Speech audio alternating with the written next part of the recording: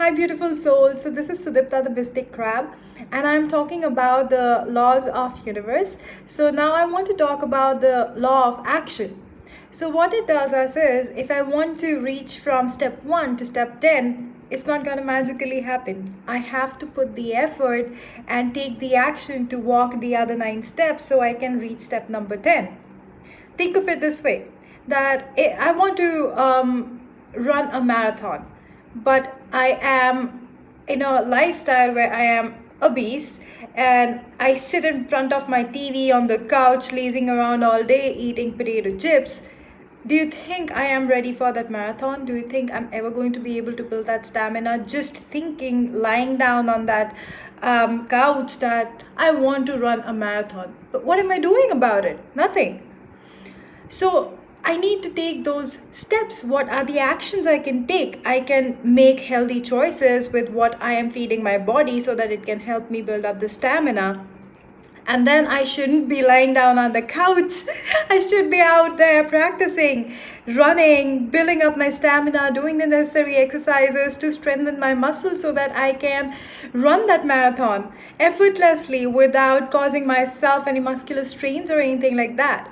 So that is that dedication which that action needs to to help me reach that level where I can run the marathon.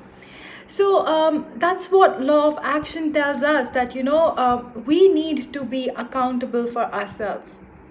We can't expect our parents to be accountable for us, not our partner, not our children, not our brother, sister, friends. We are accountable for us. You know why?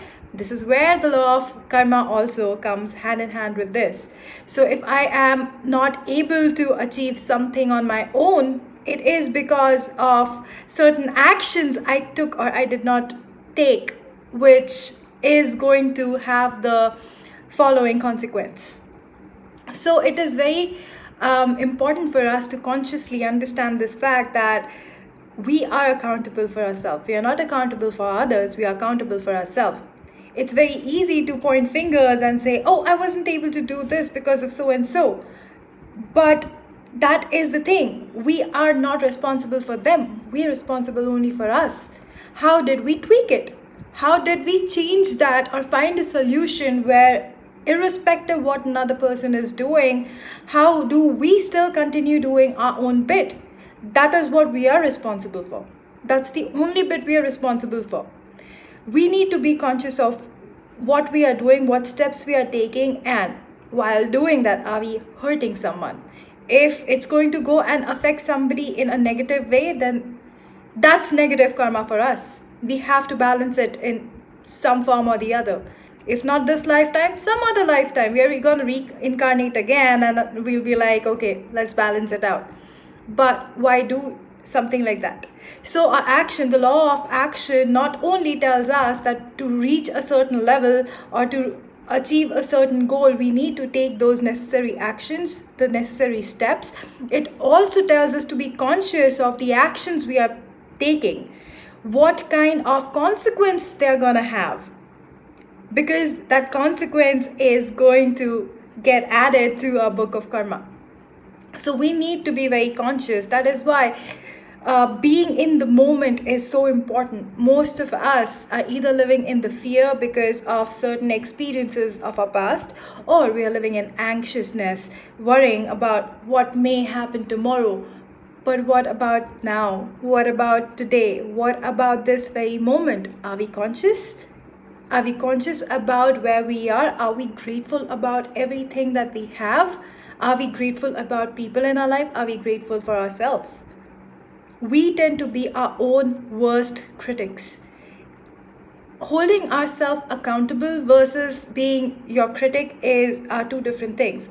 As soon as you become self-critical, we start going on that negative cycle where we start telling our things. We start building up on those negative beliefs that no, you're not good enough, you shouldn't have done it this way, those kind of things. Let's not do that. While when you're holding yourself accountable, is like you observe a certain pattern repeating in your life again and again. For example, failed relationship, one after the other. Who is the common factor? You. So, why don't you just stop and think and just ask this honest question to yourself? Are you somewhere causing it? It's very difficult to ask that questions to ourselves because we live in that big E word, the ego. It gets to us and it's so difficult for us to question ourselves that are we empowering others to do that? Are we doing something which is allowing people to treat us a certain way or have a certain result come out every time, time after time, time after time? It's not changing, probably because we are not changing the way we are approaching it again and again. So you see, it's so important to have that important honest dialogue with yourself and ask yourself this question: what are you doing which might be causing this? Consciously you might be thinking, I haven't done anything wrong, I have not done anything bad, why is this happening to me?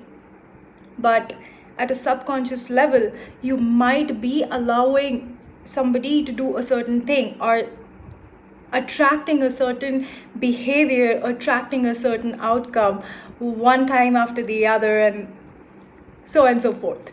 So it's very important to ask those questions to yourself. Did you allow somebody to mistreat you the first time and didn't do anything about it? If so, it is going to happen unless you take an action and voice yourself and tell them, stop, I don't like it. Do not treat me this way. Do not talk to me this way. Are you doing it?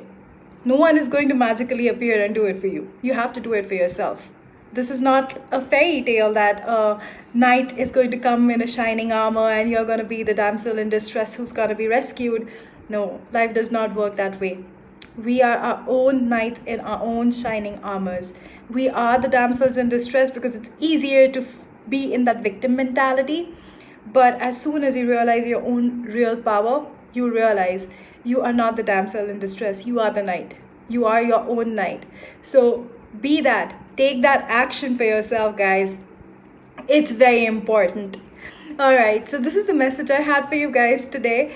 I'll continue on my series of talking about the different laws of the universe, because I'm trying to share some content on karmic relations, on soulmates and all, because I have been asked these questions about what do you mean by soulmates, soul families and all. But before we reach there, I want you to understand the basics, because if I just randomly start talking about soulmates and contracts, soul contracts, it's not going to make sense.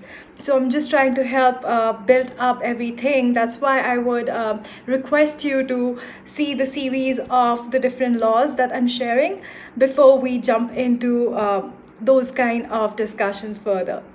All right, guys, sending you so much love. Bye. Have a beautiful day. Bye.